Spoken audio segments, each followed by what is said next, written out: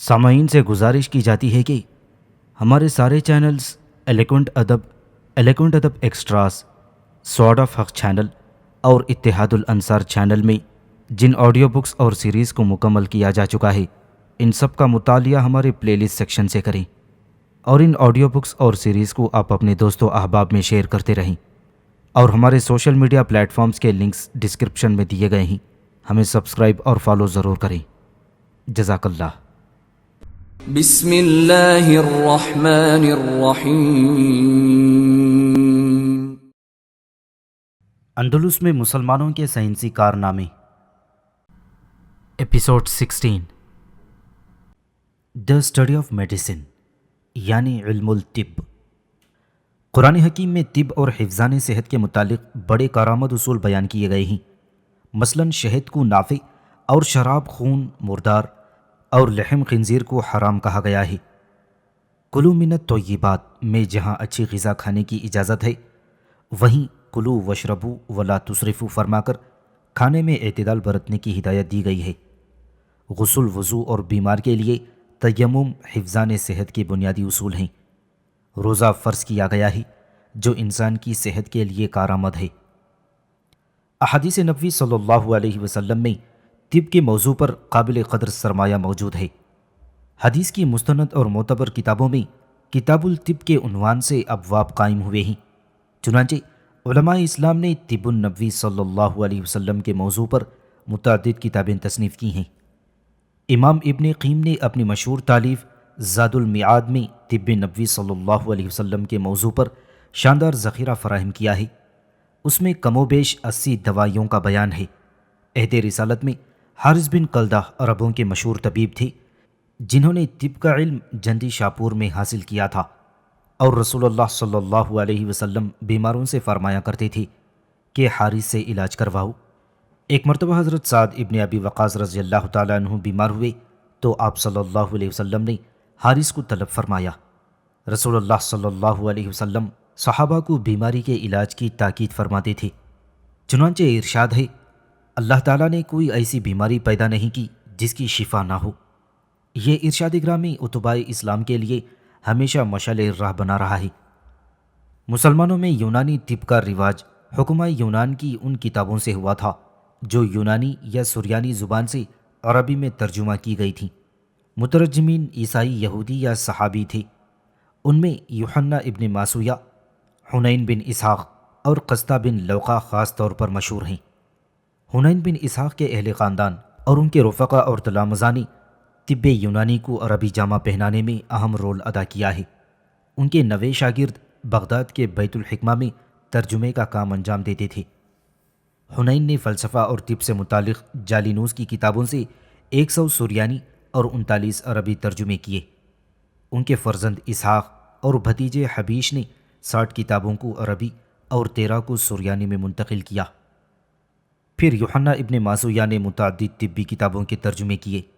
9ویں صدی کے آغاز میں سائنسی موضوعات میں سریانی زبان عربی کے مقابلے میں مالا مال تھی، مگر ترجمے کا کام اس صورت سے کیا جا رہا تھا کہ صدی کے اختتام تک عربی زبان سریانی کو پیچھے چھوڑ چکی تھی۔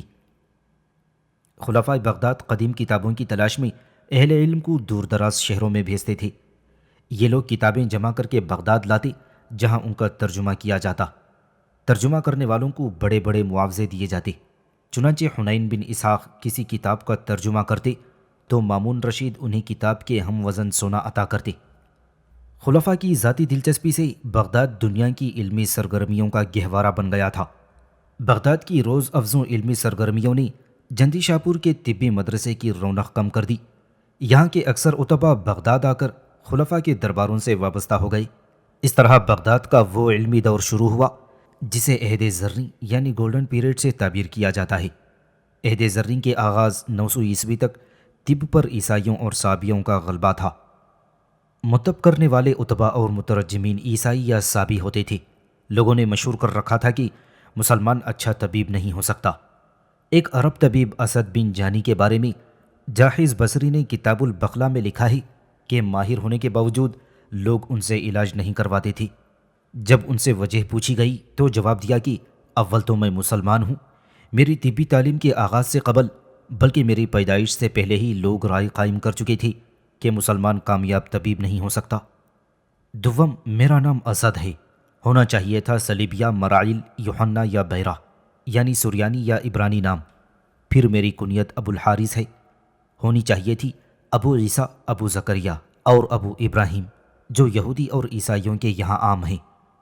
میں ایک سفید سوتی جبہ پہنتا ہوں، جبکہ سیاہ ریشمی عبا ہونی چاہیے تھی۔ میں عربی میں تقریر کرتا ہوں، حالانکہ جندی شاپور کی زبان میں ہونی چاہیے تھی۔ جاہیز کے بیان کردہ واقعے میں لاکھ ظرافت صحیح، مگر یہ علمی دنیا کی ایک ناقابل انکار حقیقت کا اظہار ہے۔ طب اور سائنس کا زرین دور مسلمانوں کی عبقریت کے اظہار کا دور تھا۔ عیسائی اور سابی اتبا میں سے بعض اسلام کے حلقے بگوش ہو گئے، جن میں علی ابن ابی سہل مشہور ہیں۔ انہوں نے فردوس الحکمہ کے عنوان سے عربی میں ایک کتاب لکھی جس کا شمار طب کی قدیم ترین کتابوں میں ہوتا ہے۔ کتاب میں مختلف موضوعات پر بحث کی گئی ہے، لیکن بڑا حصہ طب سے متعلق ہے، اور اس کتاب میں طب ہندی کا ایک قابل قدر حصہ بھی شامل کیا گیا ہے۔ فردوس الحکمہ کی تصنیف مسلمانوں کے طبی سفر کا نقطۂ آغاز تھا۔ اس میں مصنف نے ادویات کے بارے میں مستند معلومات اور اپنے تجربات جمع کیے ہیں۔ سارٹن نے 9ویں صدی عیسوی کو مسلمانوں کی صدی کہا ہے، اور ان کے الفاظ 9ویں صدی کے نصف آخر پر زیادہ درست صادق آتے ہیں۔ اس دور میں اگرچہ کچھ غیر مسلم بھی طب پر کتابیں لکھ رہے تھے، لیکن ذریعہ اظہار عربی تھا۔ سارٹن کے یہ الفاظ ہیں: I said that century was essentially a Muslim century.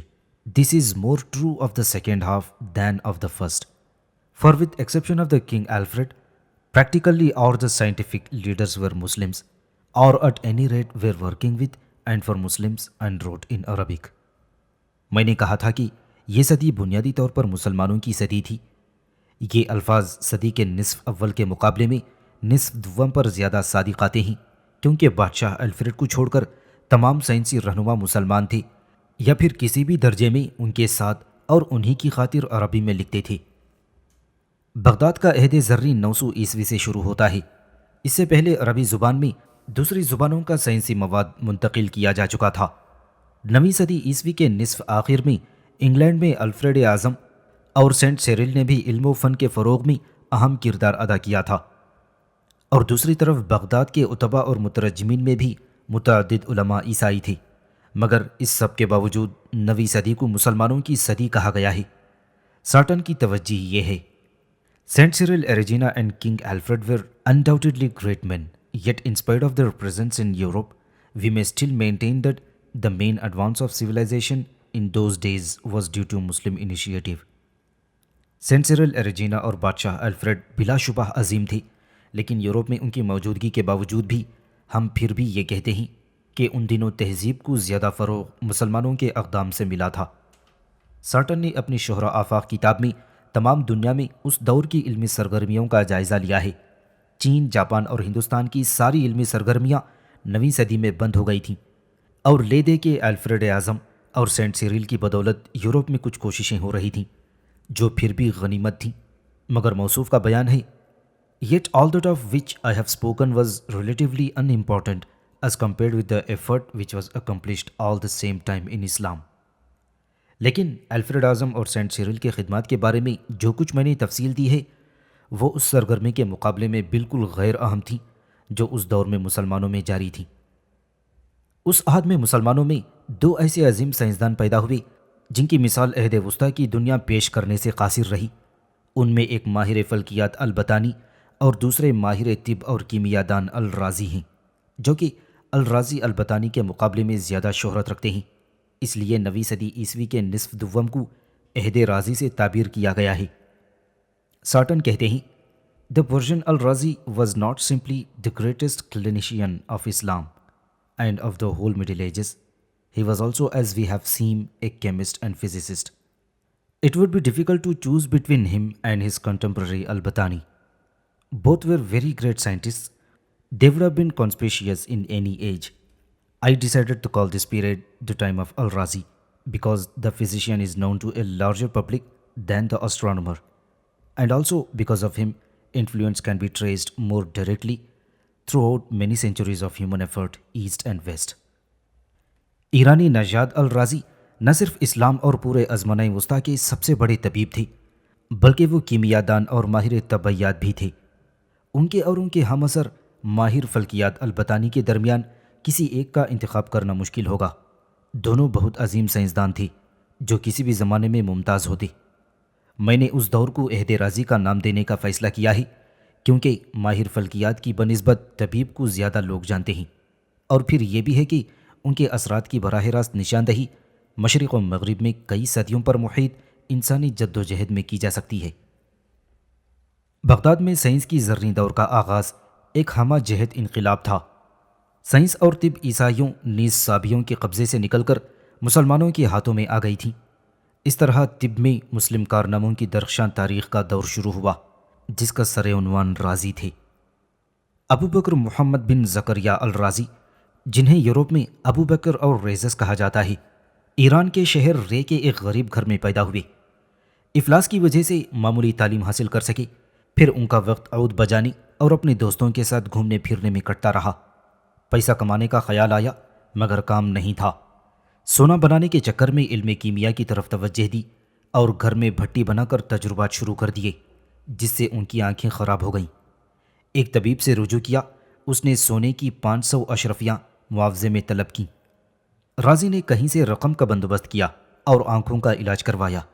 صحت یابی کے بعد طبیب نے کہا کہ تم خواہ سونا بنانے کے چکر میں پڑ کر اپنی آنکھیں خراب کر بیٹھے۔ اصل اکسیر تو انسان کا ہنر ہے۔ مجھے دیکھو، 500 اشرفیاں آپ سے کمائیں اور آپ بھی ٹھیک ہو گئے۔ ڈاکٹر کی یہ بات رازی کے دل میں اتر گئی، چنانچہ انہوں نے طب کا علم حاصل کرنے کی ٹھان لی۔ 48 سال کی عمر میں بیوی بچوں کو چھوڑ کر بغداد کی راہ لی اور وہاں جا کر طب کی تعلیم حاصل کرنے میں لگ گئے۔ وہاں وہ اپنے استاد کے ساتھ روزانہ ہسپتال جا کر عملی طب میں تجربے کرتے تھے۔ انہی تجربوں سے وہ ایک ماہر اور حاذق طبیب بن گئے۔ رازی کے آبائی شہر رے میں ایک شفا خانہ تھا۔ ہسپتال میں ناظم کی جگہ خالی ہوئی تو وہ شفا خانے کے ناظم اعلیٰ مقرر ہوئے، جہاں انہیں اچھی شہرت ملی۔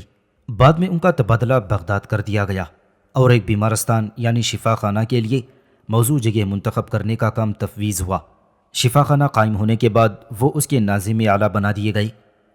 نظامت کے منصب ہی پر ان کا انتقال ہو گیا۔ رازی نے حکمائے یونان اور پیشرووں کی تمام کتابوں کا مطالعہ کیا تھا، مگر وہ حریت رائے کے قائل تھے۔ ان کا کہنا تھا کہ متاخرین متقدمین سے بہتر ہیں، کیونکہ ان کے پاس متقدمین کا علم بھی ہوتا ہے اور اپنا حاصل کیا ہوا علم بھی۔ وہ افلاطون کو ارسطو پر فوقیت دیتے تھے، مگر اپنے آپ کو افلاطون اور ارسطو دونوں سے بہتر خیال کرتے تھے، اور انہیں دعویٰ تھا کہ وہ فلسفے میں سقراط اور طب میں بقراط کے ہم پلہ ہیں۔ رازی نے ارسطو پر تنقید کرنے کے علاوہ جالینوس کے کئی نظریات کو ہدف تنقید بنایا۔ رازی کے دعوے بالکل بے بنیاد نہ تھے۔ انہوں نے اپنی کتابوں میں بعض ایسے نظریات پیش کیے جو بالکل نئے تھے۔ رازی نے مختلف موضوعات پر تقریباً 250 سے زائد کتابیں یادگار چھوڑی ہیں، جن میں آدھی کتابیں طب پر ہیں۔ طبی تصانیف میں الحاوی، کتاب الطب المنصوری، کتاب الجدری والحسبہ بہت مشہور ہوئی۔ رازی کی سب سے ضخیم کتاب الحاوی ہے جو 25 جلدوں پر مشتمل ہے۔ میکس میرہوف اس کتاب کے بارے میں لکھتے ہیں: The greatest medical work of Rhazes, and perhaps the most extensive ever written by a medical man, is his Al-Hawi, that is comprehensive book, which includes indeed Greek, Syriac, and early Arabic medical knowledge in their entirety. Throughout his life, Rhazes must have collected extracts from all the books on medicine which he had read, together with his own experiences. These he combined in his last years into the enormous manual. رازی کی عظیم ترین تصنیف اور شاید تاریخ میں ایک طبیب کی لکھی ہوئی سب سے بڑی کتاب ان کی الحاوی کتاب ہے، جو تمام یونانی، شامی اور ابتدائی عربی طبی علوم پر مشتمل ہے۔ رازی نے زندگی بھر ان کتابوں سے اقتباسات لیے ہوں گے جو انہوں نے پڑھی تھیں، اور تمام تجربات اس میں شامل کر کے آخری برسوں میں یہ ضخیم کتاب تیار کی ہوگی۔ ایک قول میں کہا گیا ہے کہ طب مردہ تھی، جالینوس نے اسے زندہ کر دیا۔ وہ پراگندہ تھی، رازی نے اسے اکجا کر دیا۔ وہ ناقص تھی، ابن سینا نے اسے مکمل کر دیا۔ رازی کی تصنیف الحاوی سے اس کی تصدیق ہوتی ہے کہ انہوں نے فن طب کو مرتب کر کے رکھ دیا ہے۔ یہ کتاب طب کے علاوہ پہلوؤں کا احاطہ کرتی ہے۔ اس کا لاطینی ترجمہ صدیوں تک یورپ میں داخل نصاب رہا۔ اور لاطینی ترجمہ چارلز اول اینجو کے عہد میں ایک یہودی عالم فرج بن سالم، جسے یورپ میں فیراگوٹ کہتے ہیں، انہوں نے کیا تھا۔ ترجمے کا کام 1289 عیسوی میں مکمل ہوا اور لاطینی میں الحاوی کا نام لائبر کانٹیننٹس رکھا گیا تھا۔ ول ڈورانٹ لکھتے ہیں، Translated into Latin as Liber Continens, it was probably the most highly respected and frequently used medical textbooks in the White World for centuries. It was one of the 9 books that composed the whole library of the medical faculty at the University of Paris in 1395 AD. اس کا لاطینی ترجمہ لائبر continents کے عنوان سے ہوا تھا۔ یہ غالباً سفید دنیا میں صدیوں تک سب سے محترم اور سب سے زیادہ مطالعہ کی جانے والی طبی نصابی کتاب بنی رہی۔ 1395 عیسوی میں پیرس کی یونیورسٹی کی میڈیکل فیکلٹی کی ساری لائبریری میں کل 9 کتابیں تھیں، جن میں سے ایک کتاب یہ بھی تھی۔ الحاوی کا لاطینی ترجمہ 25 جلدوں پر مشتمل ہے اور یہ کتاب پہلی بار 1486 عیسوی میں شائع ہوئی تھی۔ کتاب ضخیم اور دام زیادہ تھے، مگر اس کی مقبولیت کا عالم یہ رہا کہ 1542 عیسوی میں اس کا 15واں ایڈیشن نکلا۔ کتاب کے مختلف حصوں کے جو ترجمے مختلف وقتوں میں شائع ہوئے وہ ان میں شامل نہیں ہیں۔ رازی کی ایک اور ضخیم کتاب المنصوری ہے جو 10 جلدوں پر مشتمل ہے۔ یہ کتاب انہوں نے امیر خراسان منصور بن اسحاق کے لیے لکھی تھی اور یہی اس کی وجہ تسمیہ ہوئی، اور رازی کی یہ کتاب بھی بہت مشہور ہوئی۔ ول ڈورانٹ کہتے ہیں، The most famous of Razi's works was a 10-volume survey of medicine, the Kitab al-Mansuri, the book for al-Mansur, dedicated to the Prince of Khurasan. Gerard of Cremona translated it into Latin. The 9th volume of this translation, the Nouns al-Mansuri, was a popular text in Europe till 16th century. رازی کی سب سے مشہور تصنیف کتاب المنصوری 10 جلدوں پر مشتمل ہے، جسے انہوں نے امیر خراسان المنصور کے نام کیا تھا، اور اس کا ترجمہ جرار القرمونی نے لاطینی میں کیا تھا، اور ترجمے کی 9ویں جلد جس کا نام نونر منصوریس تھا 16ویں صدی تک یورپ کی مقبول نصابی کتاب تھی۔ ابو بکر رازی پہلے طبیب ہیں جنہوں نے چیچک جیسے وبائی امراض پر توجہ دی، جنہوں نے اس موضوع پر کتاب الجدری والحسبہ کے نام سے ایک رسالہ تحریر کیا تھا جس کا لاطینی ترجمہ یورپ میں صدیوں تک مقبول رہا۔ نیوبرگ کے الفاظ میں یہ رسالہ عربوں کے طبی لٹریچر میں ایک زیور کی حیثیت رکھتا ہے اور اپنی اہمیت کے لحاظ سے اس کا بہت بڑا درجہ ہے۔ موصوف کے بقول وبائی امراض کی تاریخ میں یہ سب سے پہلی کتاب ہے جو ہمیں بتاتی ہے کہ رازی بڑے روشن ضمیر اور ذی ہوش طبیب تھے۔ ساٹن نے اس رسالے کو مسلم طب کا شاہکار مانا ہے۔ میکس میرہاف لکھتے ہیں، The most celebrated of all the works of Rhazes is that smallpox and measles. It was early translated into Latin and later into various languages, including English, being printed some 40 times between 1498 and 1866 AD. It gives the first clear amount of these two diseases that has come down to us. رازی کی تصانیف میں سب سے مشہور ان کا رسالہ کتاب الجدری والحسبہ ہے۔ اس کا ترجمہ بہت پہلے لاطینی اور بعد میں انگریزی سمیت متعدد زبانوں میں ہوا تھا۔ 1498 سے 1866 عیسوی کے درمیان اس کے 40 ایڈیشن نکلے تھے۔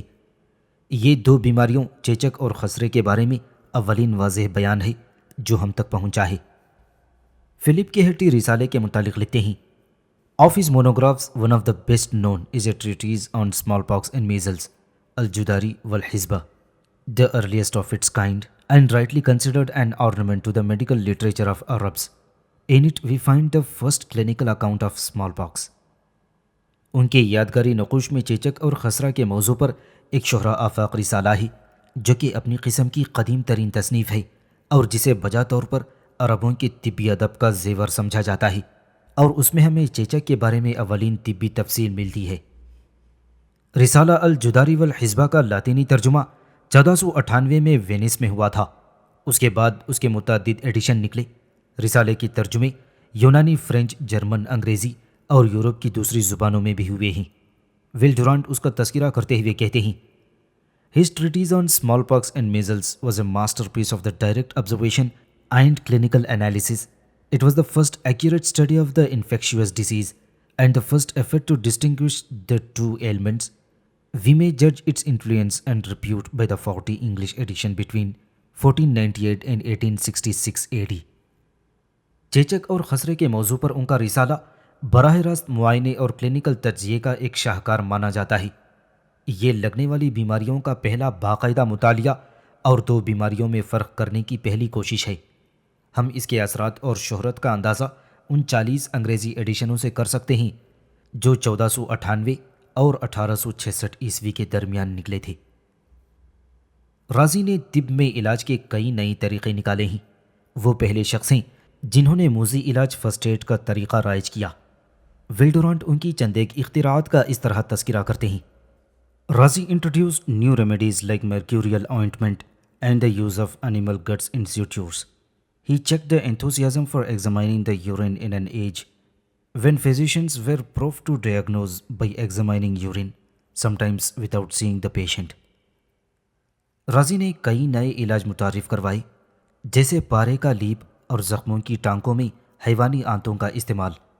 انہوں نے ایک ایسے زمانے میں قارورے کا معائنہ کرنے کی سرگرمی پیدا کر دی جب اطباء تشخیص کے لیے قارورے کا معائنہ کرنے کے عادی تھے، حتیٰ کہ کبھی وہ مریض کو دیکھے بغیر ہی کرتے تھے۔ سارٹن رازی کے بارے میں کہتے ہیں: Many contributions to gynecology and ophthalmic surgery can be traced back to him. علم الجنین، علم تولید اور امراض چشم کی سرجری کے متعلق ان کے یہاں متعدد دریافتیں دیکھی جا سکتی ہیں۔ رازی کی تصنیفات یورپ میں صدیوں تک اثر انداز ہوتی رہیں۔ یونیورسٹیز میں 600 سال تک ان کا طوطی بولتا رہا۔ ان کی کتابیں اس وقت زیور طبع سے آراستہ ہوئیں جبکہ علم طب ابھی ابتدائی مراحل میں تھی۔ تصنیفات کی قدر و قیمت کا اندازہ اس سے لگایا جا سکتا ہے کہ فرانس کے بادشاہ لوئیس 11 المتوفی 1461 عیسوی، جن کو رازی کی کچھ کتابوں کی ضرورت پڑی تو اس نے پیرس کی یونیورسٹی سے رجوع کیا تھا۔ ایک امیر ضامن بنا اور بہت بڑی رقم جمع کرائی، تب یونیورسٹی والوں نے رازی کی چند کتابیں مستعار دیں۔ مغرب کے سائنسدانوں نے بھی رازی کی کتابوں سے وسیع استفادہ کیا۔ روجر بیکن بار بار رازی کا حوالہ دیتا ہے۔ یورپ کا مشہور سائنسدان اور ماہر علم الابدان اینڈریس ویسیلیوس عربی زبان جانتا تھا۔ اس نے رازی کی بعض کتابوں کا عربی زبان سے آزاد ترجمہ کر دیا جو 100 سال تک یورپ کے ڈاکٹروں کے لیے مستند حوالہ بنا رہا۔ یاد رہے کہ اس عظیم سائنسدان نے ترجمہ کرنے کا کام لووین یونیورسٹی میں کلاسوں کے درمیان فارغ اوقات میں انجام دیا تھا۔ مغرب اور امریکہ کے فضلاء رازی کے بے حد متعارف ہیں۔ سارٹن لکھتے ہیں: The greatest clinician of Islam and the Middle Ages, Galenic in theory, he combined in his immense learning true Hippocratic wisdom of the laterochemists. His chemical knowledge was applied by him to medicine. He might be considered an ancestor. وہ رازی اسلام اور قرون وسطیٰ کے سب سے عظیم طبیب تھے۔ نظریات میں وہ جالینوسی تھے اور پھر انہوں نے اپنی بے پایاں علمیت و فضیلت کو کیمیائی طبیبوں کی صحیح بقراتی دانائی کے ساتھ آمیز کر لیا تھا۔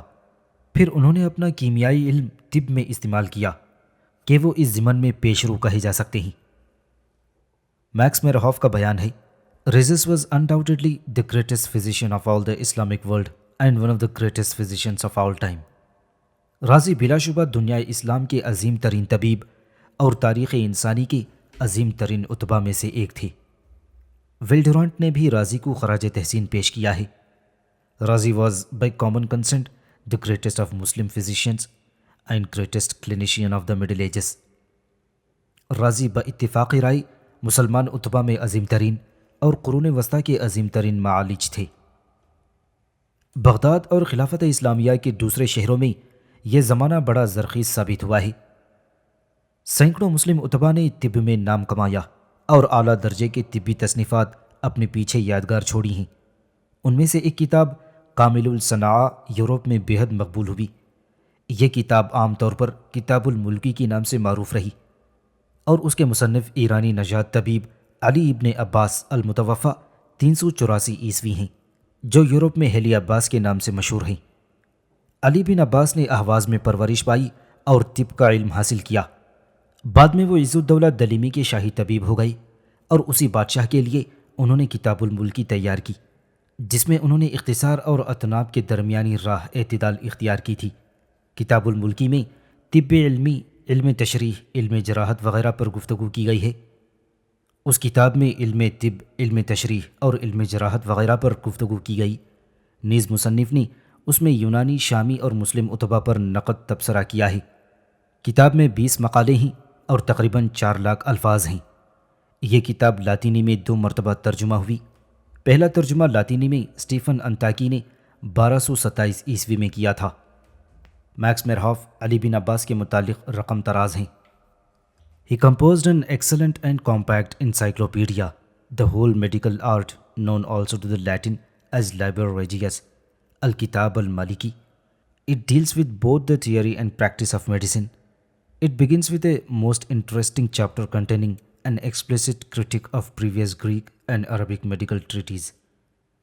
انہوں نے ایک شاندار اور جامع انسائکلوپیڈیا یا کامل الصناعہ الطبیہ کے عنوان سے مرتب کیا تھا، جس کا ترجمہ لاطینی میں لیبر ریجیس کے نام سے مشہور ہے۔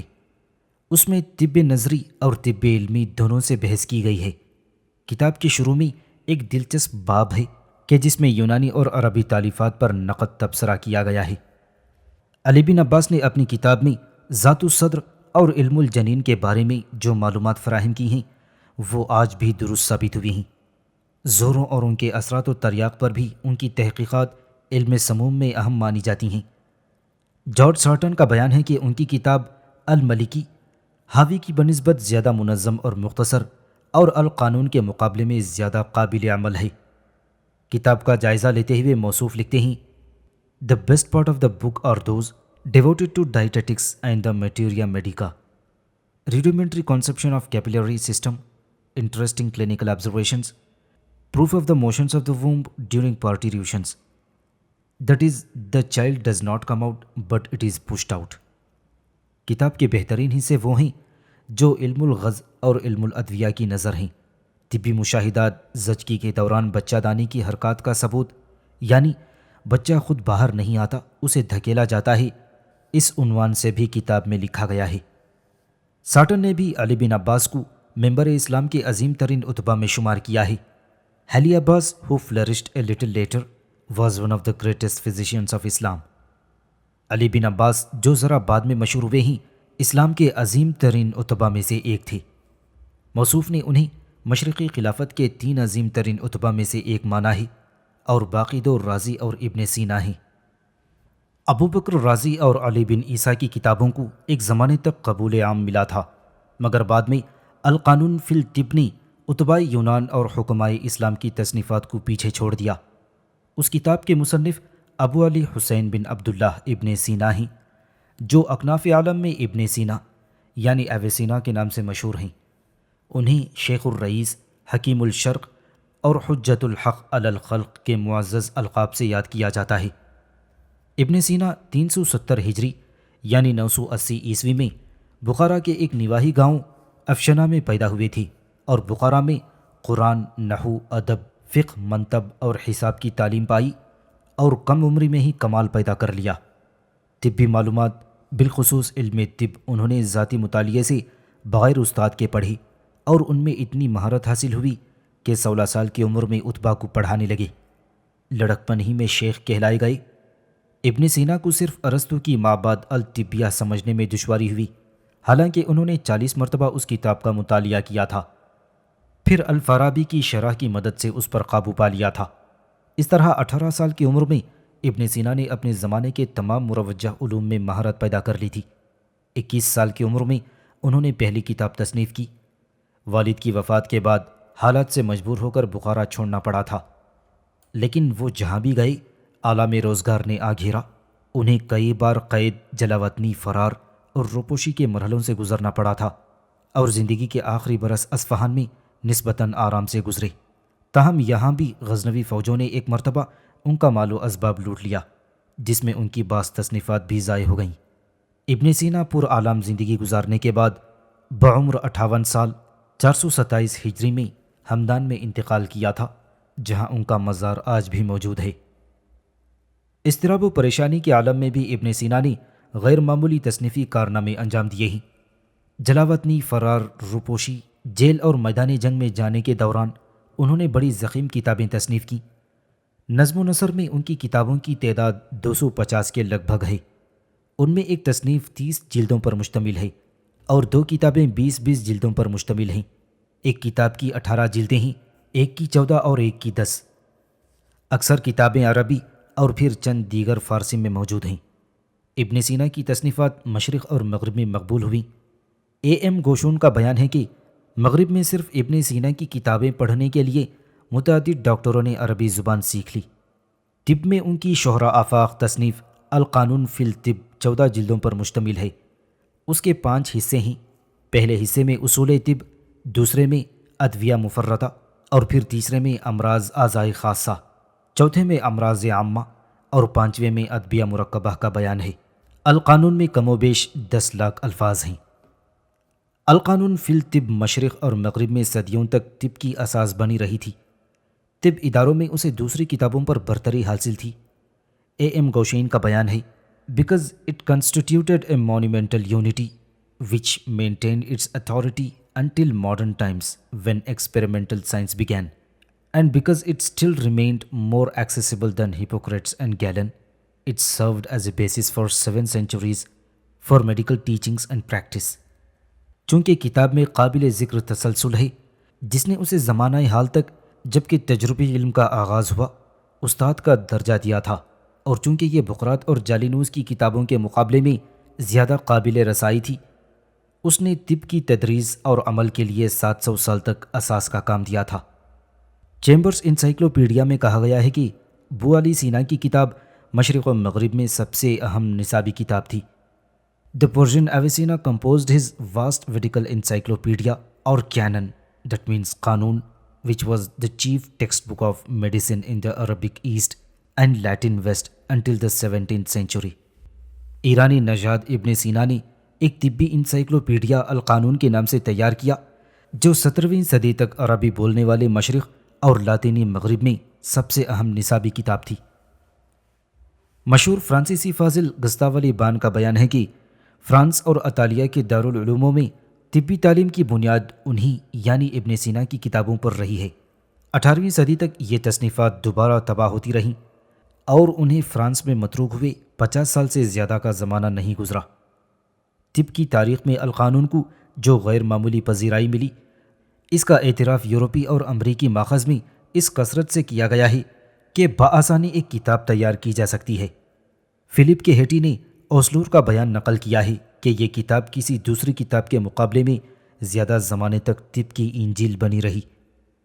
In the words of John Osler, it had remained a medical Bible for a longer period than any other work. Encyclopaedia Britannica میں کہا گیا ہے، The Canon of Medicine, the Al-Qanun fil Tib, is the most famous single book in the history of medicine in both East and West. القانون فی الطب مشرق و مغرب کی تاریخ طب میں واحد مشہور ترین کتاب ہے۔ سارٹن نے اپنی کتاب القانون فی الطب کے متعلق لکھا ہے، Because of its formal perfection as well as its intrinsic value, the Qanun superseded Razis al-Hawi and then Ali bin Abbas Maliki and even the works of Galen and remained supreme for 6 centuries. جامعیت اور معنوی قدر و قیمت کی بنا پر القانون رازی کی الحاوی اور پھر علی بن عباس کی المالکی حتیٰ کہ جالینوس کی کتابوں سے بھی آگے بڑھ گئی اور 6 صدیوں تک اس کا غلبہ رہا۔ 12ویں صدی سے لے کر 16ویں صدی تک نظری اور علمی طب کی اساس ابن سینا کی کتابوں پر تھی۔ یورپ کی یونیورسٹیز میں القانون نصاب کی سب سے اہم کتاب تھی، اور یونیورسٹی کے لیے جو قاعدہ 1617 میں بنا ہے اس میں رازی اور ابن سینا کی کتابیں شامل ہیں۔ مونٹ بلیر میں کلیمنٹ خامس نے جو قاعدہ 1309 عیسوی میں بنایا تھا اس میں اور 1555 عیسوی تک کے تمام قاعدوں میں اس کی شہادت ملتی ہے۔ ایم گوشین لکھتے ہیں، The Qanun formed the basis of teachings for all the universities. It appears in the oldest known syllabus of teaching given to the School of Medicine at Montpellier, a bull of Clement V, dating from 1309 and again in all subsequent ones until 1557. القانون تمام universities میں طبی تدریس کی اساس تھی، اور یہ کتاب مونٹ پلیئر کے مدرسہ طب کے قدیم ترین معلوم تعلیمی نصاب کلیمنٹ پنجم کے فرمان میں 1309 عیسوی سے اور پھر اس کے بعد 1557 عیسوی تک کے فرمانوں میں دکھائی دیتی ہے۔ ول ڈورانٹ کا بیان ہے کہ القانون 17ویں صدی کے وسط تک مونٹ پلیئر اور لووین کی یونیورسٹیز میں نصاب کی اہم ترین کتاب تھی۔ اس کی مقبولیت اس کے ترجموں سے عیاں ہوتی ہے۔ سب سے پہلے جیراڈ آف کریمونا نے 1150 عیسوی اور 1186 عیسوی کے دوران القانون کا لاطینی ترجمہ کیا تھا۔ اس کے علاوہ لاطینی اور یورپ کی دوسری کتابوں میں بکثرت اس کے ترجمے ہوئے تھے۔ اے ایم گوشین کے مطابق القانون کے کل 87 ترجمے ہوئے تھے، جن میں صرف ایک جزوی ہیں۔ اکثر ترجمے لاطینی میں ہوئے تھے۔ اسپین، اٹالی اور جنوبی فرانس میں کئی ترجمے عبرانی زبان میں بھی کیے گئے ہیں۔ القانون کا ترجمہ 1483 عیسوی میں شائع ہوا۔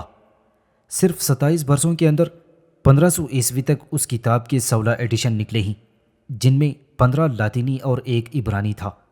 16ویں صدی میں اس کے 20 ایڈیشن شائع ہوئے اور 17ویں صدی میں اس کے بہت سے ایڈیشن نکلے۔ میکس میرہوف لکھتے ہیں، The demand of this book may be gleaned from the fact that in the last 30 years of 15th century, it was issued 16 times, 15 editions being in Latin and 1 in Hebrew, and that it was reissued more than 20 times during the 16th century. And these figures do not include editions of parts of the work, commentaries on it in Latin, and also in Hebrew and vernaculars are both in manuscript and in print without number. And again the book continued to be printed and read into 17th century. اس کتاب کی مانگ اس حقیقت سے عیاں ہوتی ہے کہ 15ویں صدی عیسوی کے آخری 30 برسوں میں یہ 16 بار شائع ہوئی، 15 بار لاطینی میں اور ایک بار عربی میں اور ایک بار عبرانی میں۔ 16ویں صدی کے دوران اسے 20 سے زائد مرتبہ چھاپا گیا۔ کتاب کے الگ الگ حصوں کے جو ایڈیشن نکلے وہ ان میں شامل نہیں ہیں۔ لاطینی، عبرانی اور دیسی زبانوں میں ان کی جو شرحیں لکھی گئی تھیں ان کا کوئی شمار نہیں کیا جا سکتا۔ یہ کتاب 17ویں صدی میں چھپتی رہی اور اس کا مطالعہ جاری رہا۔